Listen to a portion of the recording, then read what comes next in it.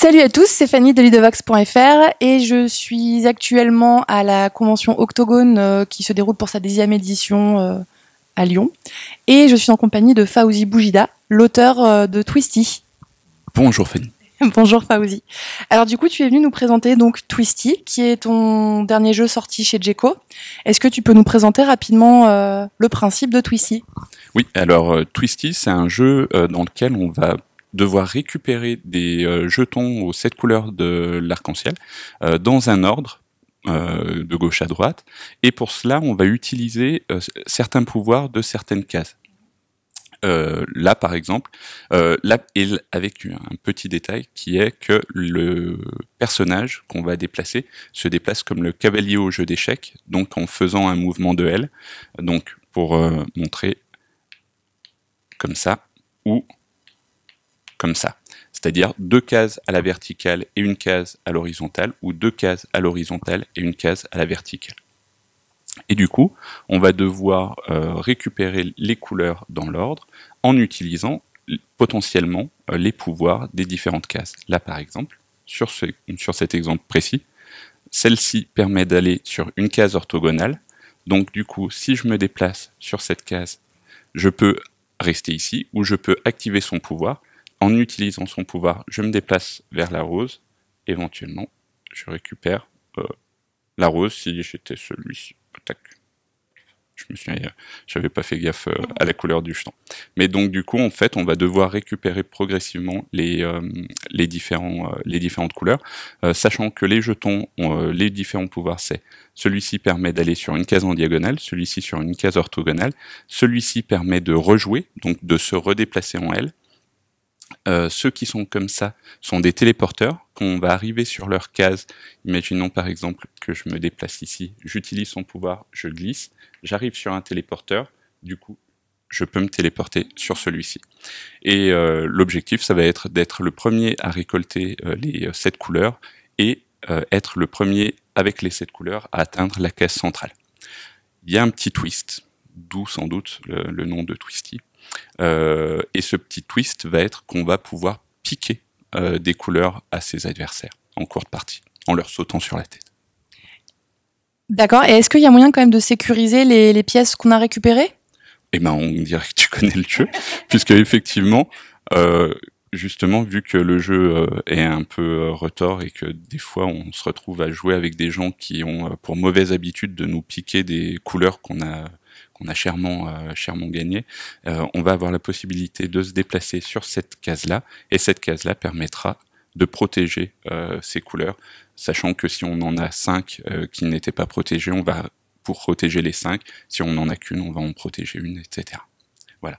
Et quand elles sont protégées, on ne peut pas nous les voler. Donc du coup, effectivement, c'est la technique, une prise de risque par rapport à une phase où on va perdre un mouvement de déplacement, où on ne va pas récupérer de couleur, mais où on va se protéger. Et du coup, c'est la technique de l'écureuil contre la belette, quoi, la fameuse technique de l'écureuil et de la belette. Du coup, Fawzi, tu nous as amené aussi autre chose. Qu'est-ce que c'est ? Eh ben, en fait, à la base, Twisty, c'est un jeu qui s'appelait Leprechauns, donc un prototype. Et le prototype, en fait, c'est un prototype qui a tourné dans beaucoup de salons. Là, on est à l'occasion d'Octogone, c'est aussi pour ça que je l'ai amené. J'avais développé pour Octogone 2015. J'avais amené la première version de Leprechauns, qui était loin d'être celle-là, mais du coup j'avais déjà le principe des couleurs, donc des fleurs de couleurs aux couleurs de l'arc-en-ciel, et du coup on était des Leprechauns qui devaient récupérer tout en sautant sur tout en utilisant des différents pouvoirs, etc. Mais le jeu était loin d'être abouti. Donc en 2015, j'étais venu avec le proto de plusieurs protos, dont Leprechauns. Ensuite, j'avais fait en sorte d'envoyer ce proto à Ludinor qui avait été sélectionné en 2016. Et en janvier 2017, avec le collectif des auteurs lyonnais, la CAL, j'avais fait une dernière session de test pour les derniers réglages. À la suite de ça, je suis parti en janvier 2017 au festival février 2017 au festival de Cannes, le FIGE, et là je l'ai présenté à Lia Sabine et à l'équipe Djeko du coup, et du coup il avait été signé en 2017 et il est sorti l'année dernière à Essen 2018. Voilà. Il y a pas eu enfin j'allais dire un très très gros travail éditorial après, à part la rethématisation où justement le retrait de la thématisation au niveau mécanique, il y a pas grand chose finalement qui a changé depuis le prototype. En fait, à partir de janvier 2017 et les dernières séries de tests avec les membres de la CAL, à commencer par Nico Bourgoin, Alex Droit, etc. On a réussi j'ai réussi à trouver justement les derniers points qui étaient encore les points grippants. Et donc du coup, à partir de cette étape-là, j'étais vraiment serein. Et c'est pour ça que j'ai attendu aussi longtemps avant de le présenter à un éditeur, et en l'occurrence là, Djeko, puisque c'était entre guillemets une version aboutie du prototype, et je ne ressentais plus le besoin d'apporter un changement. Alors, Djeko, c'est un éditeur qui a plutôt tendance à faire du jeu pour enfants. Et là, on se retrouve quand même avec quelque chose qui sort un peu de l'ordinaire. Ils ont enlevé la thématique, ils ont rendu le jeu plus abstrait, ce qui est quand même assez intriguant par rapport au fait que ils ont quand même des univers assez développés et marqués d'habitude. Est-ce que tu sais pourquoi ils ont décidé de faire ce choix-là ? Alors je pense que c'est pour plein de raisons, et en fait je pense que l'un des meilleurs exemples reste Essen à sa sortie à Essen 2018. Je me suis retrouvé à animer à un moment donné une table avec 4 dames qui devaient avoir entre 40 et 70 ans.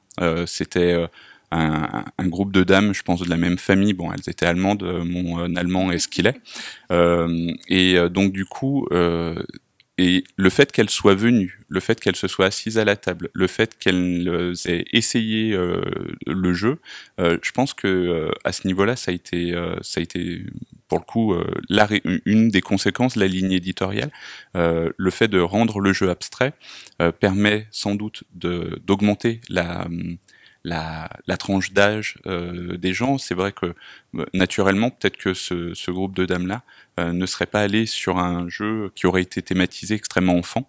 Je pense aussi que, comme beaucoup de jeux, je pense à plein de jeux que j'apprécie, c'est souvent des jeux abstraits qui sont thématisés, et là du coup le fait de l'avoir ramené à une dimension abstraite, mine de rien, permet à la fois à l'éditeur, enfin là ce serait plus aux éditrices d'en parler, mais je pense que ça permet d'élargir la gamme et de tenter de toucher un autre marché, plutôt qu'être envoyé dans les cordes à vous faites que du jeu enfant, etc.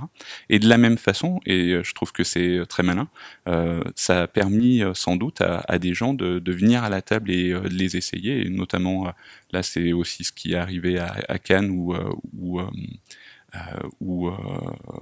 à Paris et Ludique, et voilà, je pense que c'est moins clivant. Et de la même façon, j'ai eu la chance de recevoir un prix à Parthenay, l'Educaflip, avec 2 autres jeux. Twisty a reçu le prix, et je pense que pour sa dimension un peu pas ludo-éducative, mais en tout cas le fait d'anticiper les coups, etc., le fait d'imaginer ce que l'autre adversaire va faire. Enfin, je pense qu'il y a quand même une dimension un peu en tout cas une dimension qui a été appréciée, et je pense que pour le coup le fait de l'avoir rendu abstrait a été un plus finalement, alors que c'est vrai que pour le coup j'étais d'abord dans une dimension beaucoup plus thématisée, et du coup c'est assez marrant. Je pense qu'il y a peu de cas de figure dans les jeux ces dernières années qui sont retrouvés dans cette situation, et c'est pour ça aussi qu'il y a pas mal de gens qui le remarquent quand ils connaissaient le proto auparavant. Voilà. Parce que toi, quand tu l'as conçu, les Prochones, tu l'imaginais être joué à partir de quel âge ? Alors, j'ai un problème par rapport à l'âge et par rapport, en fait, je m'imagine pas véritablement les tranches d'âge et en même temps, les tranches d'âge, parfois, elles n'ont pas une grande signification puisque j'ai vu des enfants de gamers jouer à des jeux qui sont trop complexes pour moi. Et à côté de ça, j'ai vu aussi des gens avoir beaucoup de difficultés pour des jeux qui me paraissent très simples. Je pense que tout le monde est assez, enfin, l'activité ludique, c'est un vrai plaisir et c'est une vraie ouverture pour énormément de gens. Mais en même temps, on n'est pas, on est tous attirés par des jeux qui peuvent être extrêmement différents et il y a certaines personnes pour qui certaines mécaniques sont un peu déroutantes ou voilà. Mais ce que je veux dire par là, c'est que j'ai eu l'occasion de faire jouer longtemps les Prussians à des enfants issus d'un club de jeux d'échecs. Forcément, par rapport aux mécaniques qui sont activées, sans doute, il faudra en parler à un neurologue, mais en fait, ils ont aucune difficulté, bien sûr, ils anticipent les coups, ils savent se déplacer, ils visualisent les différentes possibilités à 2-3 coups à l'avance, etc.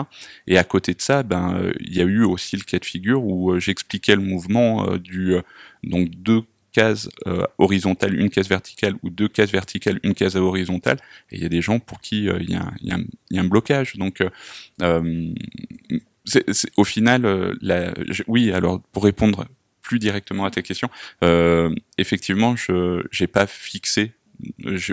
J'espérais surtout qu'il y ait un vrai plaisir ludique. Et ensuite, pour ce qui est du choix de l'âge, j'ai envie de dire que là, pour le coup, c'est beaucoup plus un travail éditorial et un choix éditorial. Mais j'imagine quand même que tu l'as quand même présenté à Djeko, donc tu pensais quand même que ça pouvait s'adresser plus à un public enfantin, puisque Djeko, à part celui-là, moi, alors peut-être que je connais pas assez bien leur gamme, mais il me semble vraiment qu'ils sont vraiment fixés sur du jeu pour enfants. Donc pour répondre à ta question, je pensais que c'était un jeu familial et je pensais que ça pouvait être joué par des parents et des enfants, même si on est bien d'accord que c'est des mécaniques abstraites, etc. Et il se trouve que le choix de Djeko s'est fait aussi par les rencontres. Là, en l'occurrence, Alexandre Droim avait la possibilité de me faire rencontrer Lia Sabine sur le salon du FIGE, du FIGE de Cannes. Et du coup, ça a été une opportunité. Et du coup, là, vu que c'était un moment où justement j'estimais que le jeu était présentable, ça s'est fait un peu comme ça. J'aime bien ce qu'ils font parce que visuellement j'aime beaucoup ce qu'ils font. En termes de matériel, j'aime beaucoup ce qu'ils font. Donc du coup, effectivement, ça faisait partie des éditeurs qui pouvaient éventuellement être ciblés. Bon, il se trouve que c'est bien tombé. Écoute, merci Fawzi pour toutes tes informations. Et puis je te souhaite une bonne fin de salon et à bientôt sur ludovox.fr. Merci, au revoir.